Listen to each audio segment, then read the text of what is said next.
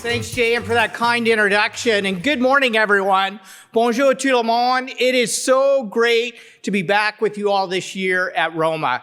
And I just want to say thank you to ROMA Chair Robin Jones and her team for organizing such an amazing and productive conference this year. I want to take a moment to express my gratitude for the opportunity to meet on the treaty lands of the Mississaugas of the Credit First Nation, and to reaffirm the Ontario Green Party's commitment to the truth and reconciliation process. I want to thank each and every one of you for the vital work you do to serve our communities.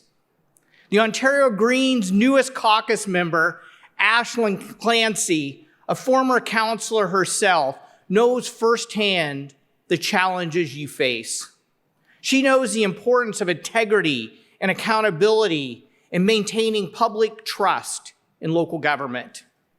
And for that reason, both of us want to applaud the tireless efforts of Women of Ontario Say No to hold municipal elected officials accountable for harassment in the workplace.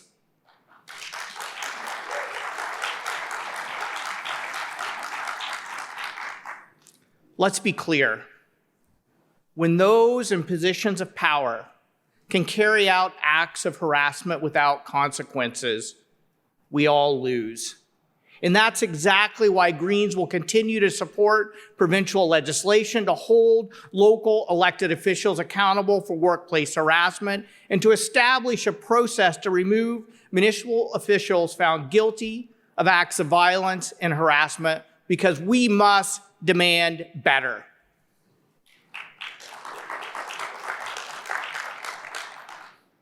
I got to tell you, having grown up on a farm, I have a deep appreciation for the vital contributions of rural communities. My dad taught me the value of land stewardship and instilled a lifelong commitment to protecting farmland as foundational to the prosperity of rural communities. My mom was a small-town school teacher who taught me the value and importance of public services and being there to care for and support people in our community, especially the most vulnerable. And I know that rural communities are caring communities, and they're essential to the prosperity of our province, but for far too long have been underappreciated and underserved by provincial governments. So let me be clear. Ontario Greens have your back. Greens will reverse the unaffordable downloading of costs on municipalities and local taxpayers. We will press the government to provide stable, predictable funding you need for infrastructure, predictable funding to the Ontario Municipal Partnership Fund, and a commitment to making you whole in the aftermath of Bill 23. Yesterday, our caucus had great conversations with so many of you about the challenges you face. And we heard from you loud and clear. We must address housing, housing, housing. By the way, we have a housing affordability crisis. Times are tough. Parents working full-time jobs can barely afford the rent in many communities. A whole generation of young people are worried that they will never be able to afford a down payment for a new home. Homelessness is a persistent and growing problem. For decades, governments have failed to put forward the solutions we need. Instead of reining in soaring housing costs and creating more opportunities for attainable home ownership, this government has broken all the rules and rolled out the red carpet so wealthy, well-connected insiders can cash in. We all know that the Greenbelt giveaway was never a solution to the housing crisis. And that's exactly why we need a government that will put housing affordability for ordinary people before windfall profits for wealthy speculators. And that is exactly why I tabled the Homes You Can Afford in Communities You Love Act. This bill will update planning laws, legalizing more types of housing in existing neighborhoods all across the province. It's a common sense solution to meet our provincial housing targets without expensive sprawl, paving over farmland, wetlands, and green space. And it will breathe more life into our communities along the way. Not only is this approach the more climate-friendly one, it's also the most cost-effective. It costs 2.5 times more to service sprawl than to build homes in developed areas. So by building more kinds of homes where people already live, we can get back to building homes that ordinary people can afford. Homes that work with communities we already know and love.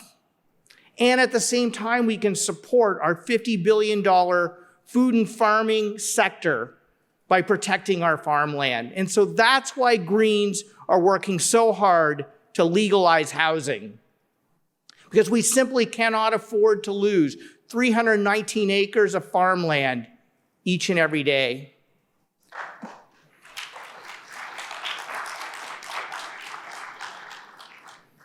As the climate crisis worsens and food inflation hits families hard, safeguarding our food security, supporting Ontario farmers, and strengthening our local supply chains is only going to become more important. Ontario Greens were proud to stand beside so many of you and to work with you to save the Greenbelt. And now we need to expand the actions of that Greenbelt campaign to protect prime farmland all across this province, to support local farmers and to ensure that they can continue to contribute $50 billion to our economy, employing over 870,000 people across the agri-food supply chain. The Homes You Can Afford and Communities You Love Act is just one of many plans Greens have put forward to solve the housing crisis. We have solutions to protect renters, to crack down on the financialization of housing that's driving up costs in large cities and small towns, and to get government back into the business of building deeply affordable co-op, nonprofit, and permanent supportive housing. These measures will go a long way to making life more affordable for your residents and to ease pressure on municipal budgets. But you know what? Our work does not end there.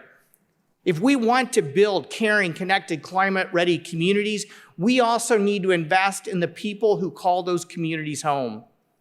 So let's stop spending public dollars on high-priced private nursing agencies and commit to strategic investments to support better wages and working conditions for frontline healthcare workers.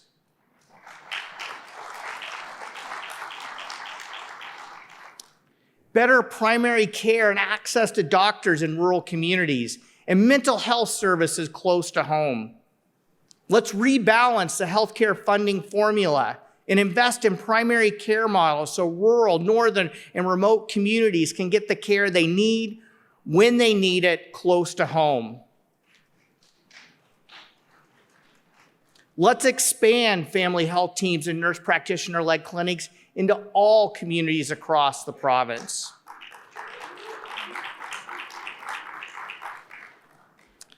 We know that poverty costs Ontario $33 billion a year. So let's end legislative poverty by raising social assistance rates above the poverty line. Let's make mental health care part of OHIP and start treating drug poisoning as a public health emergency.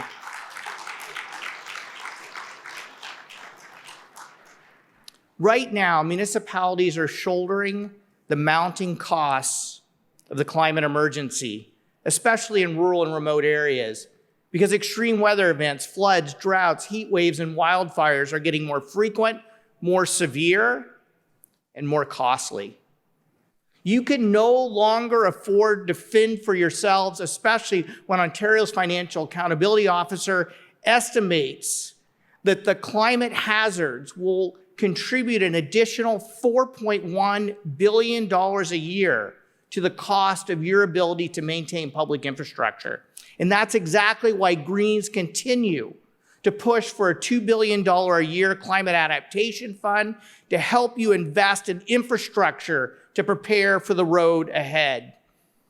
Property taxes can't afford to pay for that. And that's why Greens will work hard to make Ontario a leader in the fast-growing climate economy. $1.7 trillion was invested globally in the clean energy transition last year. Over half of that in wind and solar because they are now the lowest cost sources of electricity generation. But Ontario is missing in action in attracting investment and job creation in low-cost renewables because the Ford government is ramping up expensive gas plants. And so Greens will fight for low-cost energy solutions like retrofitting homes and buildings to help people and businesses save money by saving energy and prioritizing low-cost renewables over expensive, dirty gas plants so we can create more jobs, save more money, and reduce climate pollution at the same time. As I look around this room, I see so many strong local leaders. I know you're working hard to build vibrant communities where everyone has what they need to live a good life. And Greens are ready to work with you and for you to make that a reality, to be a partner with you, working in collaboration to improve the lives for people in this province. And so we ask you to join our campaign to legalize housing so we can build homes that ordinary people can afford in the communities they love while protecting the places that we all love and depend on. I want to thank you for your hard work. I want to thank you for your commitment to your communities. Merci, magwitch, and reach out to my office anytime. Thank you.